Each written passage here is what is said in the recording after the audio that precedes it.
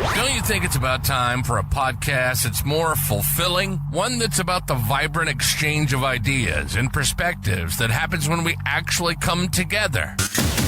We got you covered.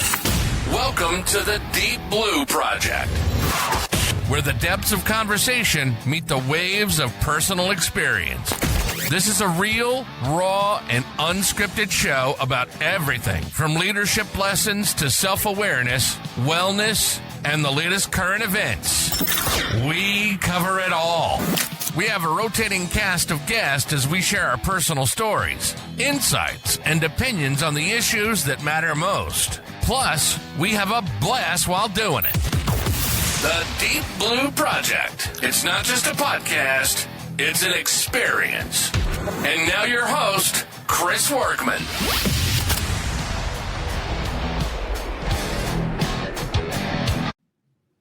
Hey everybody, welcome back to the Deep Blue Project, or what we're kind of calling it now is DBP. So we have brought back our friend Liz Pohl. Liz, what's up?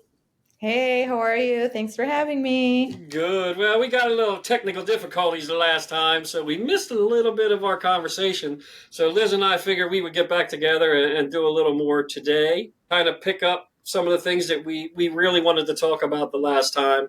So I want to go back to your project and your thing of resilient heroes, because I think that some of that got cut off, and kind of what your mission is and why you decided to kind of start that Resilient Heroes project. Yeah, so I started a not-for-profit called Resilient Heroes, and we are focused on bringing to different agencies for different first responders. We want to bring trauma and suicide psychoeducation. So essentially, we really want to provide all the information regarding mental health, stress, and all the different factors that are relevant that, really just push individuals towards that direction of suicide. And so I feel that the more that we offer the knowledge and information from a psychological standpoint about the risk factors that are present, the protective factors that become reduced or are diminished altogether, people start to understand what it is that an individual starts to experience and how suicide ideation manifests itself. And so giving that information and the tools to properly maybe start identifying when things are kind of off with ourselves and what it is that we could potentially start to do, what resources are available, and how to kind of care for ourselves better is more proactive and definitely a way to reduce crisis, because we find that a lot of individuals, it's not until they're kind of, knees deep in a mess of crisis that now it's kind of like scrambling, trying to figure out, if people want to even try to figure it out, what do I do? Where do I begin? And it's kind of like, no, let's try to be a little more proactive and figure it out ahead of time. So by giving this information, understanding, and having this knowledge, we can try to do things a little differently, reduce the crisis that people experience, which then reduces the outcome of suicide for a lot of individuals. So that is our goal. Gotcha. So one of the things that you have on your website, and that's part of what you do, is the psychoeducation training, stress and trauma and suicide awareness for law enforcement. So I think maybe touching somewhat on that psycho, can I get it out of my mouth correctly? The psychoeducation training. Mm-hmm. What kind of thing does that pertain? So we do, it's a group setting where we have pretty much a conversation, right? But being able to still tackle that knowledge component. And it's through conversation in a group setting with scenario-based training as well. We cover different topics from the stress, the trauma, mental health. We talk a lot about sleep deprivation, traumatic brain injuries, alcohol and substance use, interpersonal issues, a lot of the things that we see that have come out of a lot of suicide psychological autopsy cases that are all typically present in these suicide cases. So we actually even touch on some of the cases that I've done and just kind of give a brief intro and just kind of look at one of the cases to see what that looks like, right? Essentially, what it is that we found, what the individual was going through, just to kind of get a better understanding. We do, again, some scenario-based training, which we do in a lot of our first responder training, whether it's early on in our career or we go back in for in-service. Right. So do you see this as you do this? Obviously, you've done this a few times. What kind of a what do I want to say? What kind of a feedback are you getting when you're having these training sessions? Do they seem to be in tune or get into what it is you're trying to portray to them or get them to look at? So, yeah, I find that, first of all, we are definitely implementing impact metrics. So, we want to see, is this something that is going to be having an effect, and is it going to ultimately work, right? I'm finding as I do classes, a lot of people are very much engaged, which to me is very important, especially when I first started to put this together. As a first responder myself, still to this day, sitting in that trainee seat where it's just we show up to training. What do we do as first responders? So a lot of our training is just kind of like, what time is lunch and what time are we getting out of here, right? Right. And a lot of stuff doesn't resonate with us. There really aren't many takeaways a lot of times, depending on the training. And so I wanted to make sure that this was something that we weren't going to miss the mark on, because it's so important. And suicide is not easy for people to talk about, and really sit in a class, about this topic is not easy. So I really wanted it to be where people would really be engaged. It would really kind of get them thinking and get them involved in asking questions and really, really taking something away from it. So I have seen that a lot of individuals have mentioned to me that, wow, there are a lot of things where they never saw it or thought of it from that perspective. There was a lot of information they had no knowledge on, because no one's really talked about this, and there hasn't been a lot of information out there specifically where it's evidence-based from like cases that, we need to discuss. Right. More than anything, the fact that we're also trying to implement how first responders learn to advocate for themselves is something that's new to a lot of individuals. And the resources and the ability to even know where to begin or what to do, how to ask questions for themselves, what it is that is really like what they should be doing when they are looking for resources, and what kind of therapeutic modalities are out there other than just psychotherapy is something they've never really heard of before. So it's nice that we're trying to bring more to the table and really just get people to start thinking about what works for them and what options there are is something definitely that's new.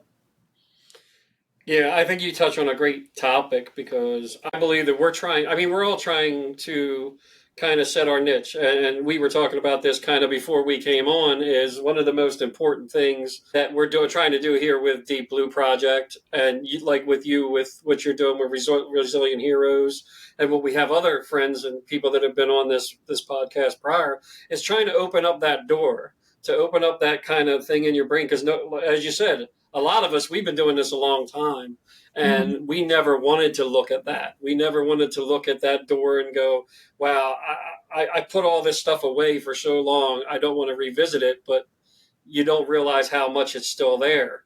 I think it's awesome, because Liz and I have talked about this, and what she is doing with these psychological autopsies is, I think that's amazing, to be able to look back and educate yourself, and how you can bring that and show people that it really does work. That you need to kind of get these things out of your brain and face them. Mm-hmm. And I think one of the things we were saying the last time that kind of got cut off, and I want to go back to that, is it's not just that you're still working. People get people retire. So I want you to touch base with that, because we were talking about that as how, you said something great, and I think I just used it on a post earlier today. The last time we talked is, it's not if it's going to happen, it's when it's going to happen. So I kind of, maybe we'll go touch back into that portion of what we were talking about. Yeah, it's definitely something that I constantly reiterate. It's when we're doing this job for so long. I mean, even in the early stages of our life, doing this job, because it depends where you're working, right? Some people can experience so much in a month that, it's a lot. But it's not a matter of if, it's a matter of when this stuff catches up with you.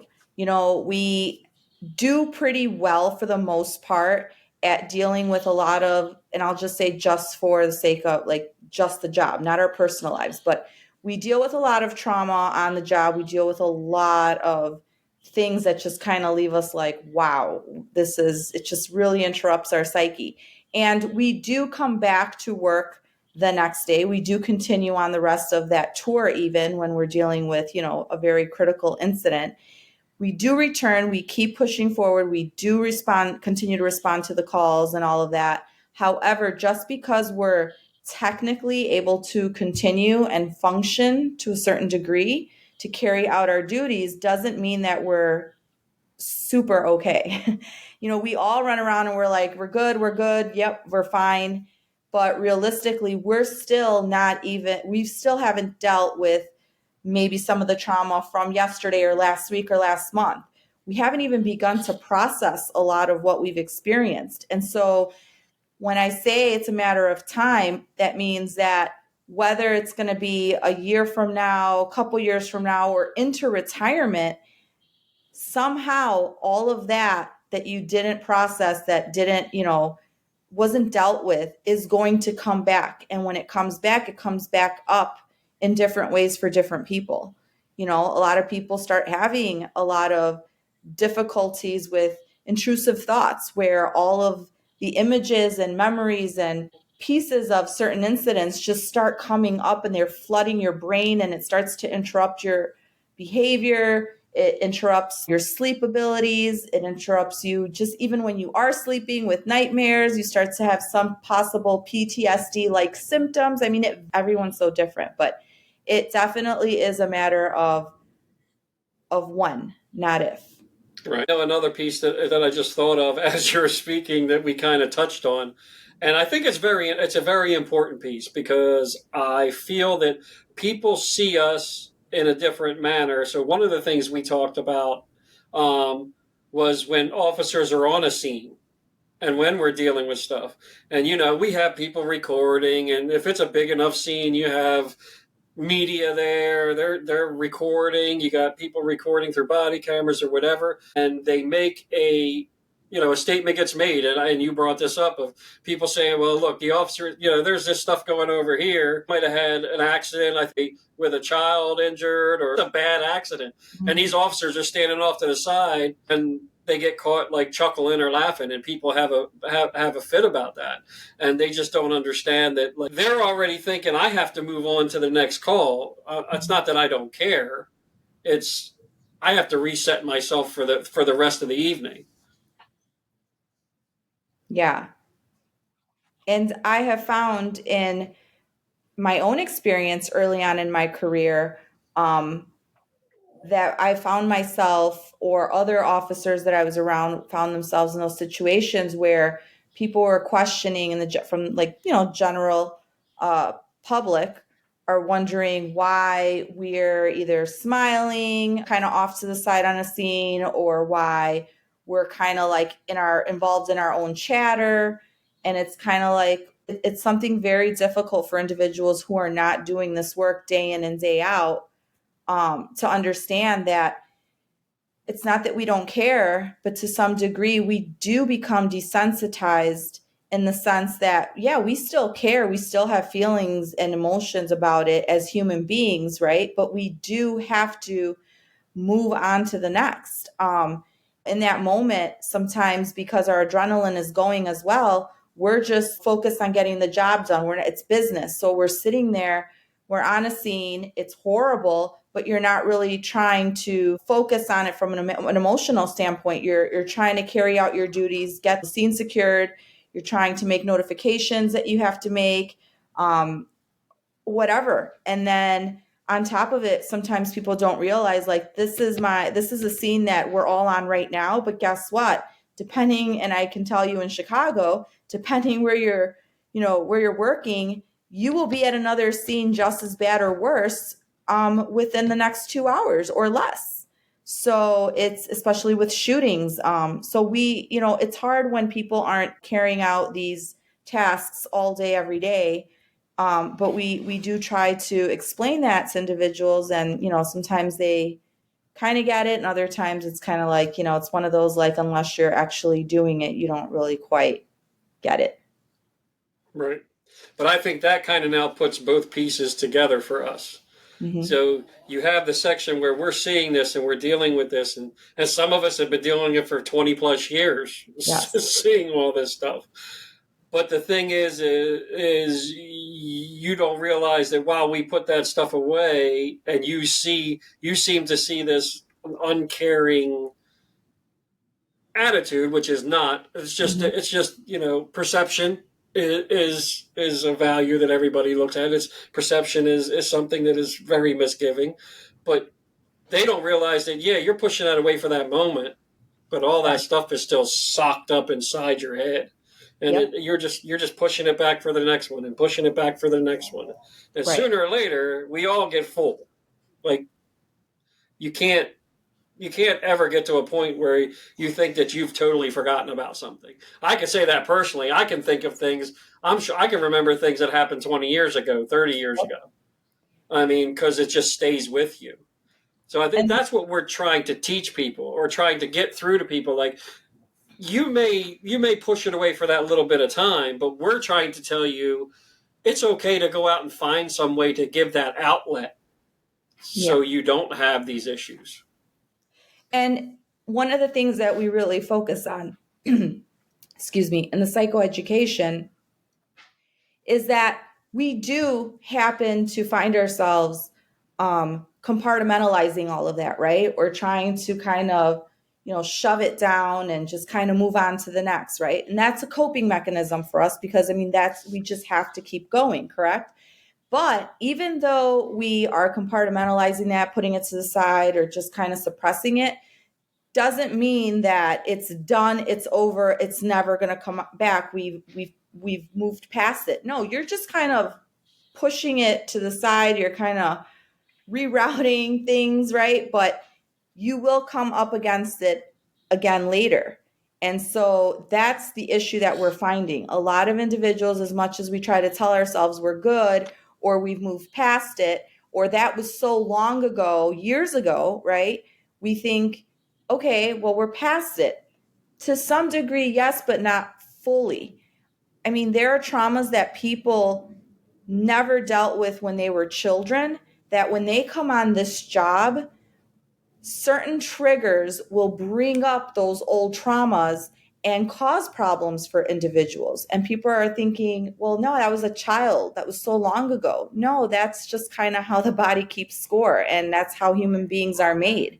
You have to deal with these traumas, with these critical incidents, because they start to pile up. And then for those who have had traumas prior to the job, and then you're on the job, some get triggered, some old traumas get triggered, but then you have new traumas. So the more that we try to sit here and convince ourselves that, this doesn't have an effect on me, I'm good, this will never be an issue, that's not very realistic. Everyone's different, but everyone will have one way or another that it's going to affect them for sure. Right. You talk about diffusing model and traumatic debriefs. So a lot of maybe these things that we're talking about now, and that's a way of kind of having people address that issue, or while it's, I don't want to say fresh, but while it's kind of more recent in your mind, that you can, instead of piling on, that helps you to kind of deal with that a little bit better. How about talking about a little bit about like what you do with that?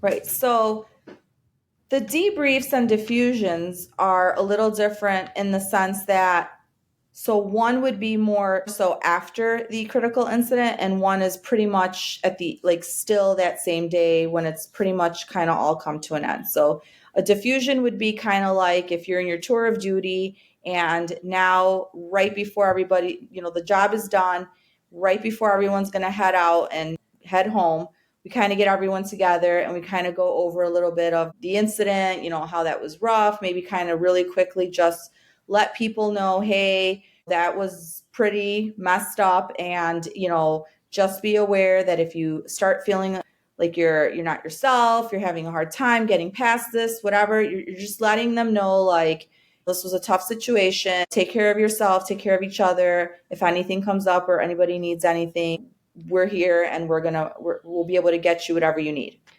A debrief would be more so sometime after the incident, the critical incident. So that could be in every agency, depending on who they're using and how it's handled, could be days or up to a week, sometime after the incident, where we're pulling everybody that was involved in to, again, kind of discuss not necessarily what you did, what your role was.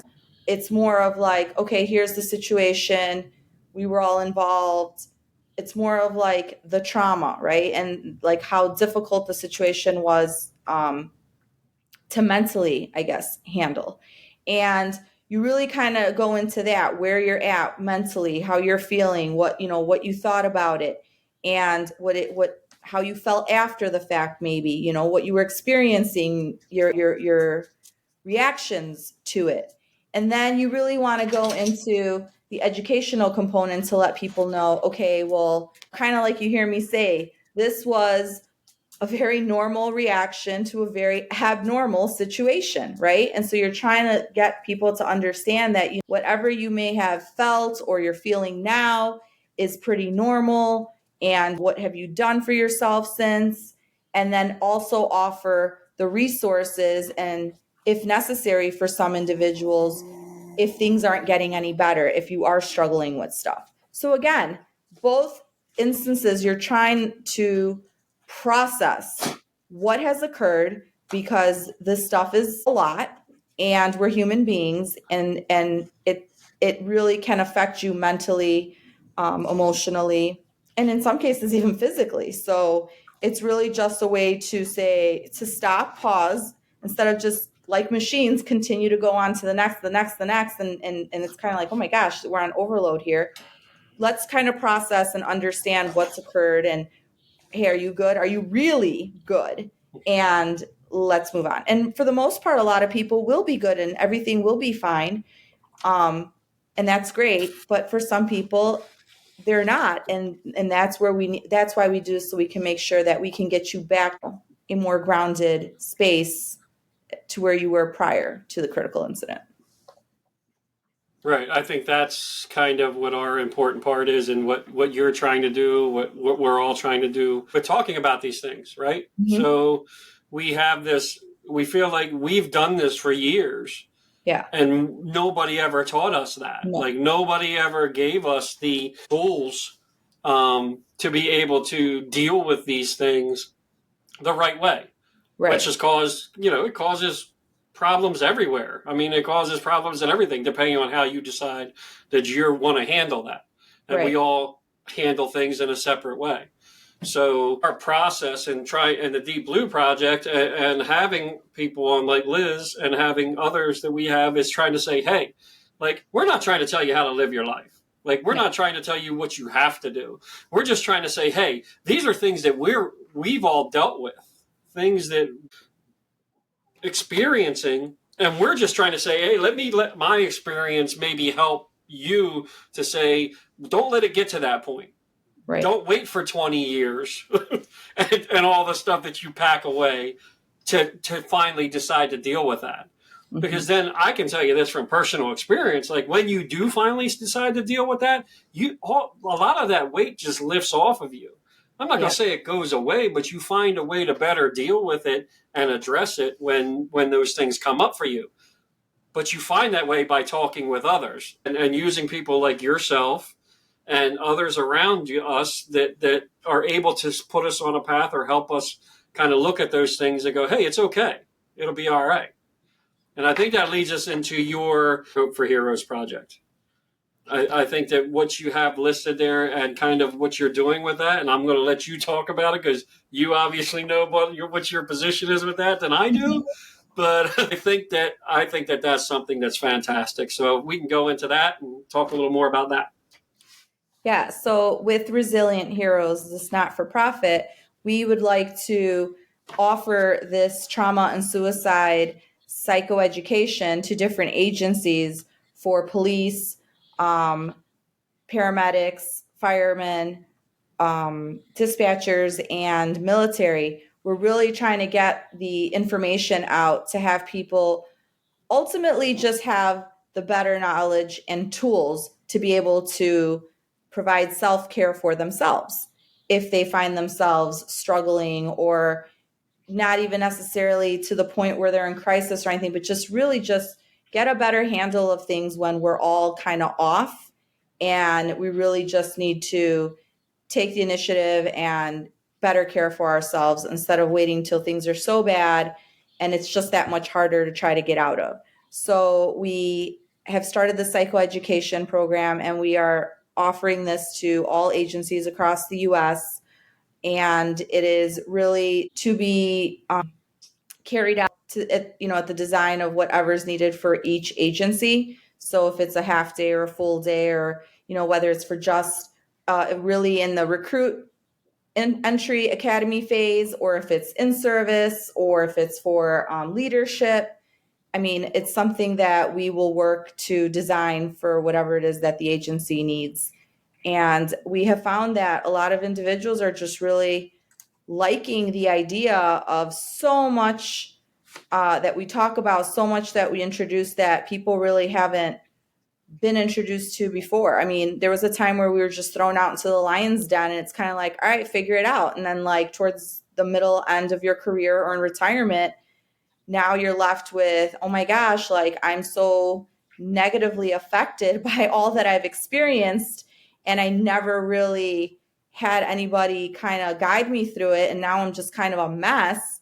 And we want to avoid that. We want people to be able to understand that we can go through some of these hardships, and we can go through some of these very, very difficult times in our career, but having the resilience and the ability to bounce back from some of those difficult times, and even personally, right, in our personal lives, combined with the job, we can come back from this. We can find better ways to live healthier lives so that we can end in retirement and then live a fantastic life, because life isn't completely over once we're done with our careers. That's when I think people should be living their best life, is when you've put so much work into your life that now you're in the years of let me really enjoy the fruits of my labor, So yeah, No, I you get can it. definitely reach out to us. And I can give you the website if you want to look up more information. It's www.resilient-heroes.com. I did want to mention that I do have my little, he's not so little, but my partner in crime, Arlo, who's a 200-pound bull mastiff therapy dog. You'll see him online as well. He goes to just about all trainings with me, typically wherever I drive to, because we can't really get the beast on a plane. We're not putting him in cargo. All my information is on there, my cell phone, my email. Contact me anytime if you have questions, if you're not sure. And for the most part, the reason we wanted to start this not-for-profit is so that we don't have the issue of finance and budget issues for different agencies, because the reality is that sometimes the cities or villages or townships that run budget and approve financing for trainings for different agencies, that tends to be an issue. And so for me, I felt the biggest issue we have is the issue and the numbers of suicide for first responders. And so for me, aside from putting this together and really getting this out there, one of the other biggest things I wanted to tackle was making sure that this gets out to all agencies, as many agencies as possible, and give these tools to their employees so that we can really start having an effect on this reduction of suicide and crisis. So the not-for-profit is, the idea of the not-for-profit is to offer this to agencies at no cost to them. So please reach out. I can give you more information. There's no reason why we shouldn't be having this conversation and doing better for our first responders, and definitely, at least for the very sake of those that we have lost and their families, who we don't want to see this happen to any more families or any more first responders. Yes, that's what we're doing this for. And that's why, I think it's so crucial.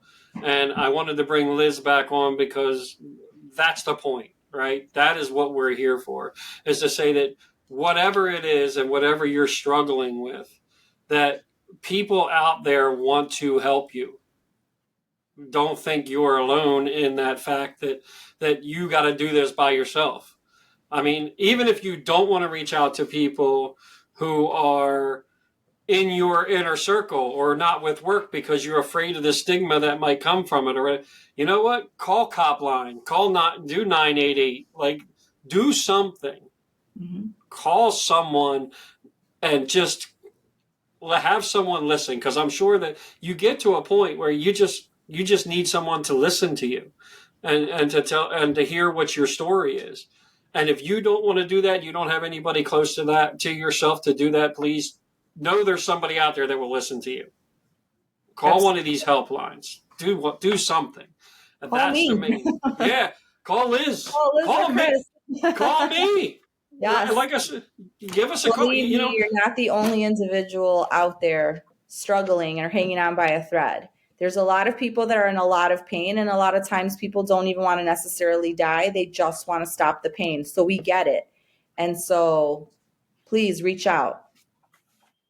Yes, and the Hope for Heroes Project, I hope that you go on, check her website out, and bring this to your town, bring this to your city. You can get together with everybody else around you and bring her in.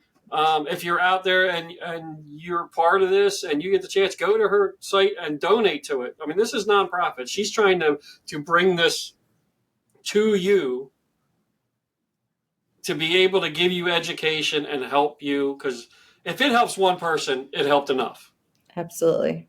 And I have to believe that the things that we're doing and that the things that we do here at the Deep Blue Project, the things that she's doing at Resilient Heroes and the things that others are doing in other places, they're doing this because if one person hears it and one person makes that phone call or one person decides to go seek assistance, that's the key. That's why we're here. And I know that we're going to keep trying to do this and trying to bring this on because it's important.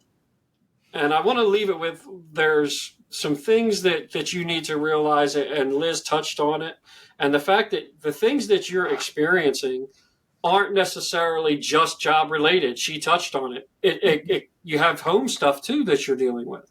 Mm-hmm. So I know myself a lot of times, and I'm sure there is other law enforcement personnel out there, brothers and sisters in blue that deal with this. Like, you deal with something at work, you don't want to go home and deal with people's crap all day, and it causes a problem. Mm-hmm. Like, it causes a rift in your home. It causes issues. We all know that. That's not a secret.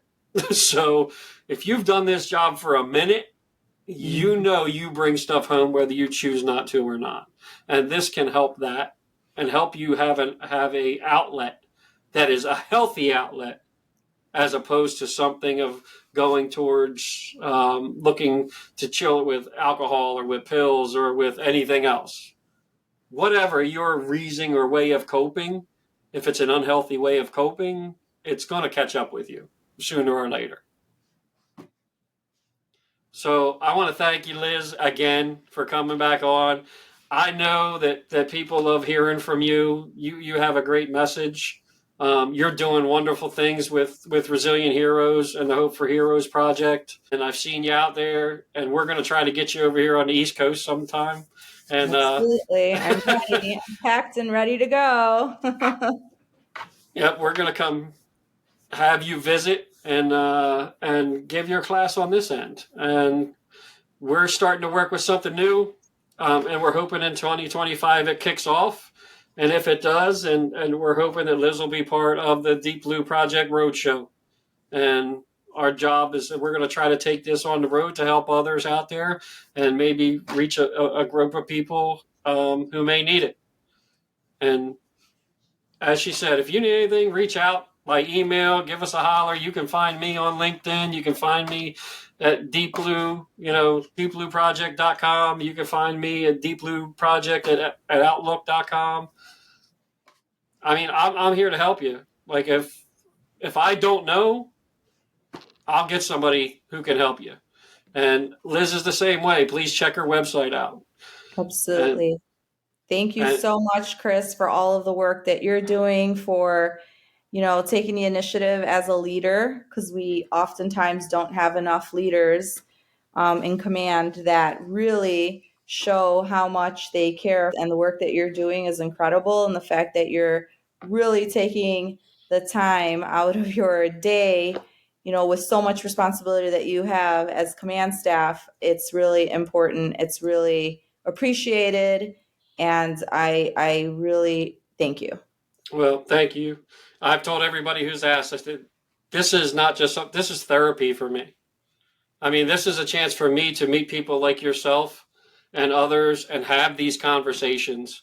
You talk about getting it out. Like, this is how I don't talk about anything that I haven't dealt with. And most of the people that I have on, like yourself and others down the line, we're not talking about, like, we're not making this stuff up.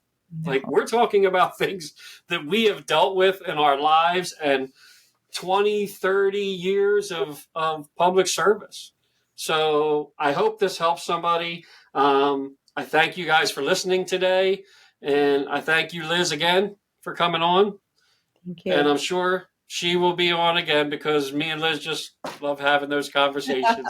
We like to keep it very real. So yes. Real, this is the place to be. One of these times you're probably going to get it real, and you're going to be like, I'm going to have to click the explicit button on the... Well, thank you, Liz, and you stay safe, and we'll talk again soon. Thank you. Take care. You've been listening to the Deep Blue Project.